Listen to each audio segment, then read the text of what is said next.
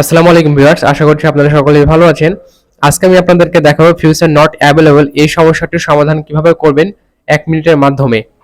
তো at first শুরুতে আমি আপনাদের একটি ফোন দেখাচ্ছি। এই ফোনে এই সমস্যাটা হয়েছে এবং এই সমস্যাটা কিভাবে হয়েছে সেটা আমি জানি না, বাট এটার সমাধানটা কিভাবে করবেন সেটা আমি আপনাদেরকে দেখাই। সেটা হচ্ছে এই ফোনটাকে আমি যতই হোম বাটনে ক্লিক করছি বা রিসেন্ট বাটনে ক্লিক করছি, কোনোভাবেই হোম স্ক্রিনে আসছে না। সেজন্য আমাদেরকে কিছু কাজ করতে হবে, আমি আপনাদেরকে দেখাই। এখান থেকে আপনারা সেটিংস নামে অপশনটিতে প্রবেশ করবেন।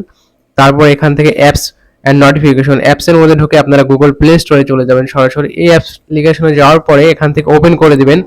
ওপেন করে দেওয়ার পরে আপনারা এই যে লোগো দেখতে পাচ্ছেন অ্যাকাউন্টের, তো এখানে ক্লিক করার পর সেটিংস, না এখানে সেটিংসে যাবেন না, আপনারা এখান থেকে ক্লিক করে আবারও লোগোতে ক্লিক করলাম। তারপরে দেখুন এখানে একটি প্লে প্রোটেকশন আছে, এই প্রোটেক্টে ক্লিক করলে আপনার স্ক্যানিং চাইবে। এখানে স্ক্যানিং করার পর কিছু হার্মফুল অ্যাপস থাকবে, সেগুলো আপনারা আনইনস্টল করে দিবেন। তারপরেও যদি এই সমস্যার সমাধান না হয়, যেরকম এটাতে হয়েছে, এখানে তেমন কোনো অ্যাপস পাওয়া যায়নি, সেই জন্য আমি এখান থেকে ম্যানেজ অপশনে ক্লিক করে কিছু সফটওয়্যার আনইনস্টল করে দিয়েছি, যে সফটওয়্যারগুলো এই ফোনের জন্য ক্ষতিকারক।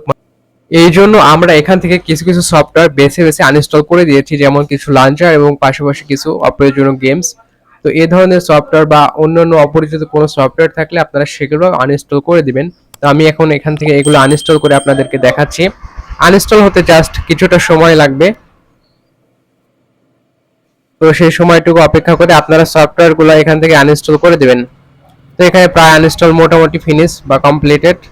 এখন আপনাদেরকে কেটে দিয়ে দেখাচ্ছি। দেখুন এখানে হোম স্ক্রিনে কিন্তু এখন চলে আসছে আর কি। হোম স্ক্রিনে যে সমস্যাটা হচ্ছিল সেটা কিন্তু এখন আর হচ্ছে না, অর্থাৎ আগের মতো যে লেখাটা আসছিল সেই লেখাটা কিন্তু এখন আর আসছে না। তো এটাই মূলত সমাধান। ভিডিওটি ভালো লাগলে লাইক এবং শেয়ার করবেন। ধন্যবাদ।